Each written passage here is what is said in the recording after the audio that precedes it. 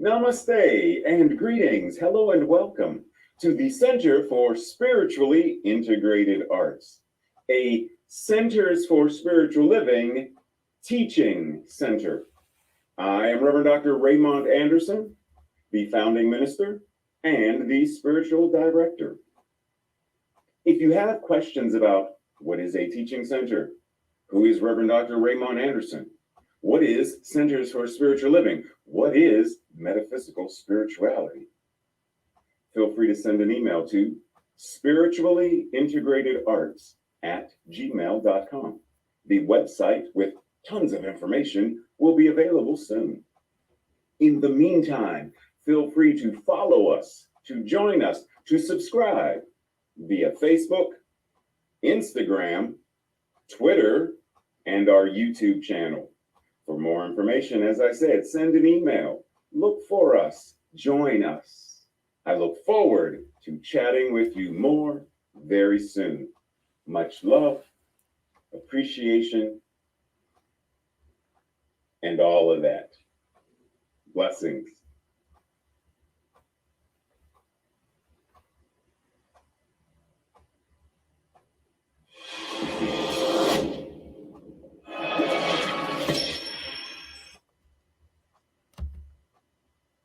Hello and welcome. So today, April 23rd, there will not be an after message gathering. However, next Sunday, April 30th, there will be. If you do not already have the Zoom link, then send an email to Spiritually Integrated Arts, and Tracy or I will send you the Zoom link so you can join in and have lively conversation, meet some new folks, come together as community. And if you have any questions about anything else, then feel free to also reach out. Breathe. Ready to start? Ready to jump in? Ready to get involved with the power of vulnerability? This week, we are talking about seeing and being seen, and we are going to explore how vulnerability is a building block for what it means to have a thriving and healthy community. We are going to see, breathe, all of the things that it takes to demonstrate and manifest, to create the beloved community. See, it's not just about community. It's not just about getting together for a potluck, getting together for a Sunday service, getting together for, it's not just about that. It's about coming together where we help one another. See, you don't heal in isolation, you heal in community. It's about coming together, vulnerable, open, expansive, so that we are nurturing and supporting one another in community. Because as we do it for ourselves, then it shows up. As we do it in community, then it shows up. As I do it for myself, it shows up in my family, it shows up in my community, it shows up in my neighborhood, it shows up in the city, it shows up in the state, it shows up in the world. And that's the work that we are invited to get into. How do we come together in these dynamic and loving and challenging relationships? Breathe. Because being in community, being in this kind of relationship requires a connection, an authenticity, a transparency, what it means to truly belong. what it means to truly affirm one another in a life affirming, life supporting, life nurturing manner, what it means to create the space for one another to be able to be vulnerable safely. Breathe. Because we can't live out loud truly until we give ourselves the ease and the grace and the space to be vulnerable, to be open, to be vulnerable, to be loving, to be vulnerable, to be nurturing. Only then can we truly live out loud. Breathe. So, once again, the theme is seeing and being seen. And I want to just point out and make sure that we are not engaging in ableism, because we are not talking about sight, right? Sight is a faculty, seeing is an art. We are talking about, when we say seeing and being seen, we are talking about this art. We are talking not about eyesight, but rather insight, foresight. We're talking about this deeper, innate, divine kind of sight. Insight, the capacity to gain an accurate and deep intuitive understanding of a person, a thing, a situation. Intuition, perception, awareness, discernment, imagination. All of these are the kinds of sight that we are referring to, the art of. Now, Dr. Holmes says, we see in each other the reflection or the manifestation of the everlasting life. We see God in one another, and each is an individualized embodiment of it. Remember, the kingdom of heaven is already in us. Pause. What does our declaration of principle say? We believe that heaven is within and that we experience it to the degree that we become conscious of it. Each is an individualized embodiment of it. Heaven is the state of consciousness that we are. Breathe. We are in it.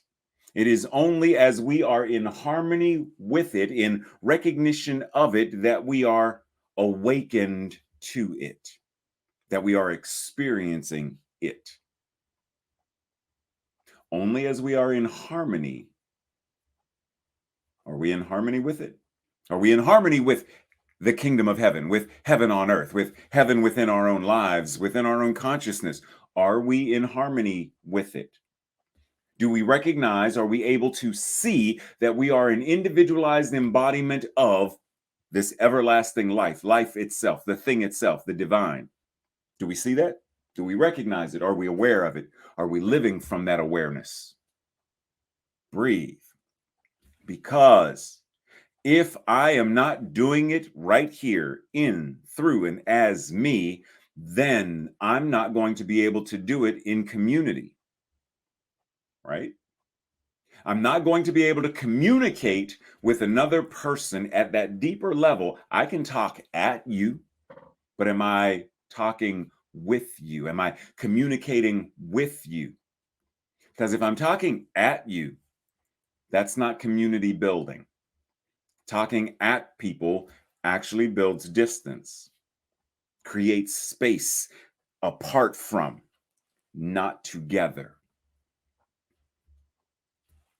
So the invitation is, how do I come to this space of harmony so that it is so profound and so deep in, through, and as me that it can't help but to show up when I am with others, when I am with you? So profound is the awareness that it simply comes out as a natural byproduct. Breathe. Louise Hay reminds us, if I want to be accepted as I am, then I need to be willing to accept others as they are. If I want to be accepted as I am, then I need to be willing to accept others as they are. Remix. If I want to be accepted as I am, then I need to accept myself as I am, which then increases my ability to accept others as they are. I have to be it first. I have to be willing to be it first. I have to embody it first, put it into practice first. So if I want to be accepted, I have to accept myself, which then gives me greater capacity to accept others. And in doing so, gives others greater capacity to also accept themselves and others.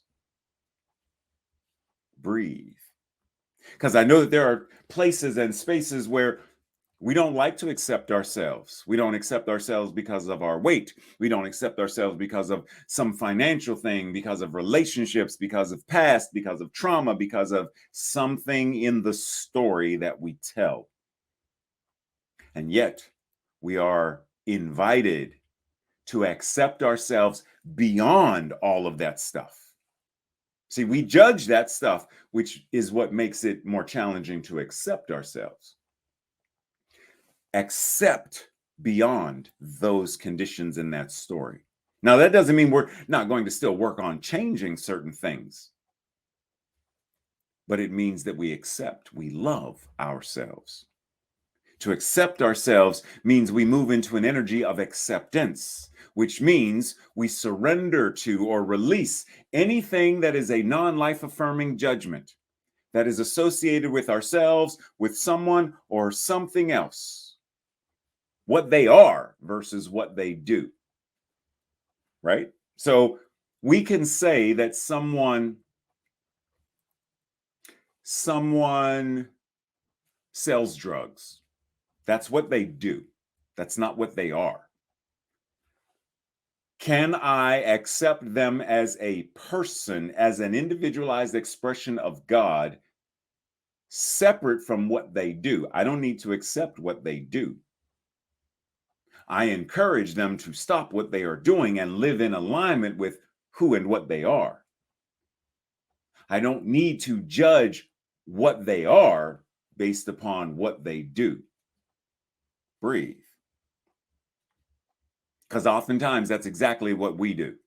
We judge ourselves based upon actions, history, and the story versus accepting ourselves and loving ourselves for who and what we are. Now, pause, because I want to go into a slight sidebar because of something that I still hear many people say on a regular. Hate the sin, love the sinner. Many people, even within New Thought, they may not say it exactly this way, but they still say, many still say it. Now, a more evolved Christian, I've seen them, I've heard them, I've had conversations with them, and they say things like this: simply love the sinner, right? Just love the person. Yes, yes. And they've gotten rid of the sinner, the sin, blah, blah, blah. Yes, but it's still here, right? Right? Like it's still on here. If we're really going to go there, then those words that are crossed out, we want to completely get rid of them as well so that only love remains. Love thy neighbor as thyself, because agape, love, accepts unconditionally. Now, agape is not saying that you become some kind of doormat or a victim of somebody's inappropriate and unhealthy behavior. Agape says, I accept you unconditionally, both and. I accept you as you are, right? Like I love my brother who used to do cocaine, right? I love you unconditionally as a being, as an individualized expression of God. And I still do my best to assist you in becoming someone who is drug free, going to Drug Users Anonymous, right? Going to AA, going to whatever that is to help you become clean and sober and healthy, both and. How do we give ourselves the space, both and, to love ourselves unconditionally? To say, I love you even if you weigh X, Y, and Z. I love you even while you are an alcoholic. I still love you, right? I still want you to be healthy. I'm still going to do what I need to do to get you into Betty Ford's clinic. But I love you nonetheless.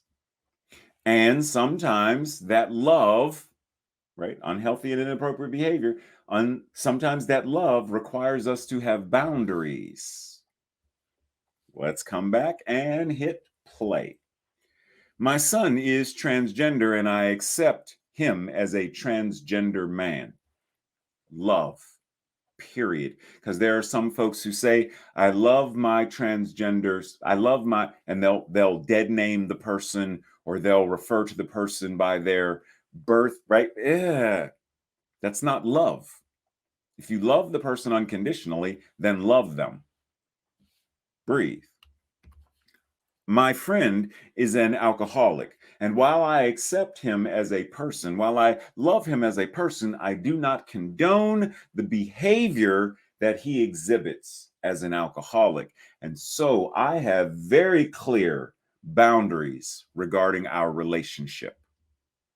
I still love him, I still accept him, but because of the behavior, there needs to be boundaries in place.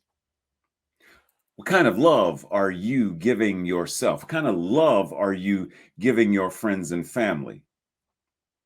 Do you love your LGBTQ friends, family, whomever that person is, enough to refer to them by their pronoun, by their accurate gender identification, whatever that may be? Do you love them no matter what? Or do you have conditions that say, well, based upon my theology and my religion, based upon my fears, based upon my ego, this is what I want if you want love from me? And we do that with ourselves. When we live up to, I'm not going to smoke anymore. When we live up to, I'm not going to eat cookies anymore. When we live up to, I'm not going to do that anymore. Then I'll love myself.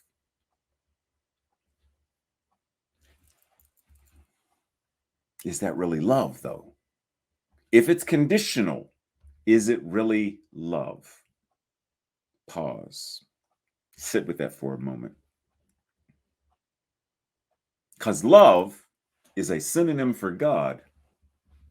And if there are conditions, then we are also placing conditions on what God is. Bear that in mind. Now, community.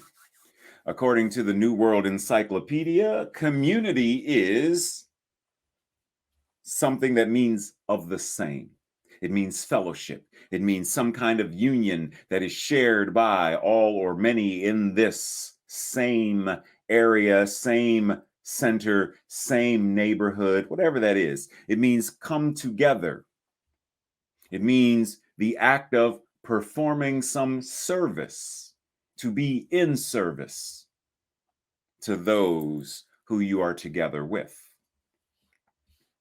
Community simply doesn't mean showing up, as I said before. It's not just showing up for a potluck. It's not just showing up for a Sunday message. It's not just showing up for the musicians. Community means literally to come together, to fellowship, to be of like mind, to be in service to one another and with one another. Community, ultimately, when we really get down to it, community is about relationships. Community is relationship building, relationship sustaining, relationship nurturing. That's what community truly is. So when we say we come together as community, we come together in relationship. Our spiritual community is actually a group of people who are in relationship within the confines of, or the expansiveness of, said spiritual community. But ultimately, it's relationship. Relationship that we have with ourselves, relationship that we have with each other, relationship that we have with God, relationship, period. It's relationships and relationship building and nurturing and sustaining. Brene Brown says, we cultivate love when we allow our most vulnerable and powerful selves to be deeply seen and known. And when we honor the spiritual connection that grows from that offering with trust, respect, kindness, and affection. And when we honor the spiritual connection, relationship that grows from that offering with trust. Do you trust yourself? Respect. Do you respect yourself? Kindness. Do you show kindness to yourself? And affection. Are you affectionate to yourself? As Holmes says, what's the point in talking about God is love or God is a loving God or whatever that is if you're not embodying love, trust, respect, kindness, and affection embodied? Then it can be shared. Then it can be nurtured. Then relationship. Breathe. Relationship is about cultivating love. In how many ways can we cultivate love? Cultivating self-worth, self-care, self-love. Do you cultivate? Are you willing to cultivate a sense of self-worth? Are you willing to tend to yourself with care and nurturing, self-care, to demonstrate love for yourself, unconditional love for yourself? No matter what is going on in your life, can you love yourself? Yes. Yes. Yes. You lost your job? Can you love yourself? Relationship broke up? Can you love yourself? You say you're bankrupt. Can you love yourself? You say your kids won't speak to you. Can you love yourself? You say what? Oh, you just lost your house too, so you're homeless. Can you love yourself? The doctor just diagnosed you with what? Can you love yourself? No matter what, can you love yourself? Can you cultivate? Because it's an ongoing thing. Can you cultivate these things in order to be in greater divine relationship with yourself and therefore others? Julianne O'Connor says, when you let me see you, you give me permission to be seen. Yes, and however, boop, I'm not doing the permission thing. So we're doing a remix, right? But regarding this idea of permission, nature doesn't ask your permission. Nature doesn't care about your wishes or whether you like its laws or not. You are obliged to accept it as it is, unconditionally, and consequently, all its results as well. Nature, the universe, is going to do what the nature and universe does, regardless of if you give permission or not. Our task, our invitation is to work in harmony with those laws, those principles, nature. Therefore, we are not talking about permission. When you let me see you, you trust me enough to open yourself to be in relationship with me. That's what we're talking about. When you let me see you, it means that you trust me enough to open yourself so that we are now in relationship with one another. Breathe.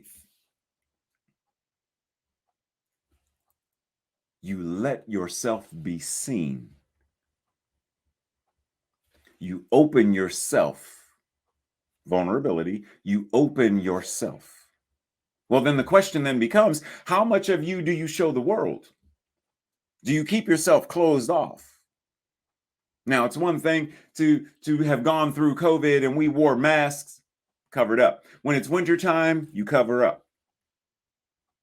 But there is a spiritual aspect where we are being invited to uncover, to discover, or rediscover the truth of who and what we are, to come out of the spiritual closet, to be out in the world, out loud, out and proud. Breathe. How much of you do you right now show the world? And are you willing to show the world more? Janet Mock says, I believe that telling our stories first to ourselves and then to another, and then to the world is a revolutionary act. Telling our stories to ourselves, to others, and to the world is a revolutionary, an evolutionary act. What stories are you telling, though? We're always telling stories. Now, it's easy to think of the come over here and sit on Granddad's lap. Let Pop Ray tell you a story. A long time ago, once upon a time. It's easy to think about those stories. But we're always telling stories. And our stories matter. What? Our stories become matter. Follow what I'm saying? Our stories become things. Thoughts are things. Thoughts are powerful. Words are powerful. What we say, we create. And the word was with God, and the word became flesh. Our stories matter because our stories become matter. Our stories become our lived experiences. So what are the stories that you tell yourself about yourself? What are the stories that you tell yourself about others? What are the stories you tell others about yourself or about others? Ooh, wait, what? Because we're always telling stories. What are the stories that you tell yourself about yourself? I'm an alcoholic. I grew up in an alcoholic family. I'm broke. I'm poor. I'm destitute. I'm fat. I'm skinny. I'm anorexic. I'm this. I'm that. And those may be factual, right? Those may be experienced facts. And yet, do you also interweave in there the truth of your being? Even though right in this moment, what I'm experiencing is this thing called alcoholism. And yet, what I also know is that I am a divine incarnation of God, both and. I am experiencing this and. What I am knowing is that even though right here, right now, what I'm experiencing is homelessness, I am in the midst of, gripped in fear and anxiety and depression. And I also recognize and understand and know that heaven is a state of consciousness that I experience to the degree of my awareness of it. Both and. You know, those people, what stories do you also tell yourself about others? Because as the storyteller, what you say about others is more about you than about them. Your stories about them are also crafting your experience and becoming matter in your life. Breathe. Marianne Williamson goes on to let us know as we let our light shine, we unconsciously give other people permission. What did I just say about permission? Oh, we also give people permission. Hey, I'm not doing permission. So let's just swoop. Let's just go ahead and remix that now. As we let our light shine, we unconsciously and energetically show other people how to do the same.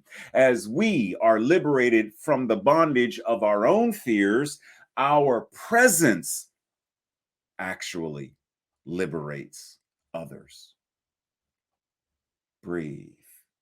That's how powerful you are. That's how powerful all of us are. We are the divine incarnating itself. We are the universe incarnating itself. This light, keep in mind that in the Bible, Yeshua says, you are the light of the world. It doesn't say you are a light. You are the light. Don't hide it under a bushel. Put it on a lampstand. Put it up there so that you can shine before others. Live out loud. Come out of the spiritual closet and shine that light. Breathe. Because this is why I always remind us that light is not a small, tiny, this little light of mine. No. This amazing, powerful light I am.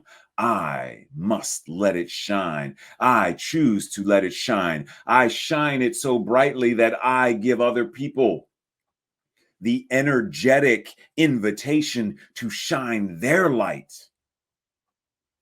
My presence liberates because I shine so brightly. Breathe. Breathe once again. So, if you don't already join the Thursday night study group, this is your invitation to do so because the Thursday night study group goes over these questions and discusses them in depth. Questions like, when have you denied yourself and others the opportunity to be seen, the opportunity to be recognized, to be honored, to be celebrated? When have you denied yourself or others those opportunities? What ways can you allow yourself to be seen, to be recognized, to be honored, and to be celebrated more often? Not just once. How about once a day? Recognize something amazing about yourself once a day, minimum. Honor something about yourself, minimum once a day. Celebrate something about yourself, minimum once a day. How can you do that?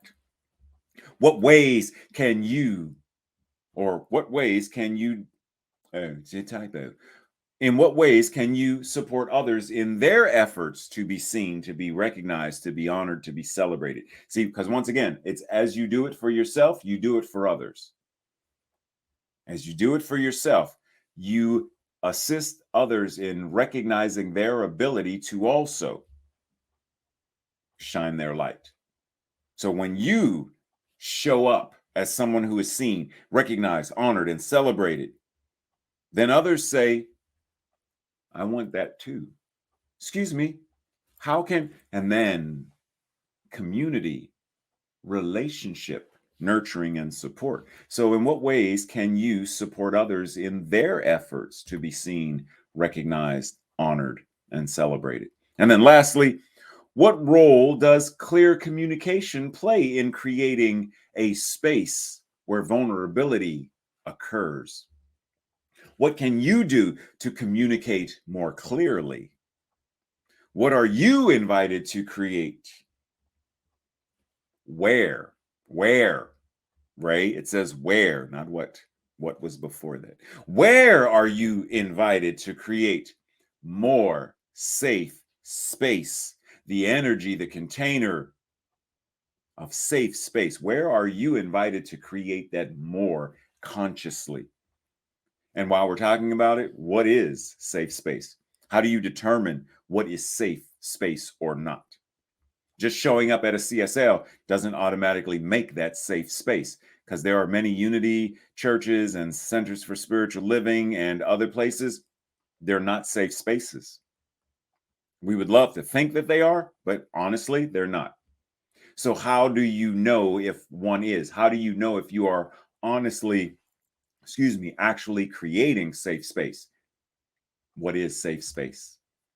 This week's affirmation or declaration, I will say it first. And if you feel in alignment, say it with me on our second go round. I allow myself to recognize and to be recognized. Breathe. I allow myself to recognize and to be recognized. Breathe. Breathe as we prepare to go into prayer for our closing energetic wave of consciousness. Simply anchoring into this moment, understanding that as our awareness expands, where we are recognized, where we are seen, where we are honored, where we are respected, where we are celebrated, means that we are recognizing and honoring and celebrating the divine. As Holmes said, whatever is true about God is true about us. So the moment I look in the mirror and I see love, I embody love. I express love. I experience love. I honor my creativity, then I am honoring the creativity of the one, of the divine, of the thing itself, of the one mind. I embody it. I express it. I nurture it in relationship. As I celebrate my ability to be silly and laugh, I recognize that the universe itself, filled with joyous laughter, joyous divine laughter, I embody it. I experience it. I express it. I bring it to my relationships. And what is true about me is true about everyone who is gathered here today, whether live, whether watching the replayed recording, doesn't matter. There is only now. And this truth applies now, this infinite and eternal now, right here, present. The presence represents itself, incarnating itself in, through, and as each and every one. And I breathe, stepping out of the spiritual closet, the metaphorical closet, the metaphysical closet, the emotional closet, the intellectual closet, the physical closet, stepping out and living out loud, vulnerable and transparent, powerful and vulnerable, powerful and present, powerful and loving, unconditionally loving, recognized and recognizing the divine in all, through all, as all ways and in all ways. And the law says yes. And knowing that the law says yes, it is with gratitude that I stand back and marvel at the magnificent way that this word manifests, that everything we discussed manifests, that joy manifests, that safe space manifests, that shining the light manifests. Knowing that this is already done, it is already so, we touch and agree and we say, Ashe, Amen, Aho, and so it is. Namaste, blessings, much love and appreciation. And if you are so willing, because you know I had surgery recently, feel free to send some extra healing prayers and energy my way. And other than that, I will see you next Sunday or Wednesday at our, more than likely, Wednesday at our Science of Mind study group or discussion group, or Thursday at the study group, or like I said, next Sunday. Anyway, much love and appreciation. Take care.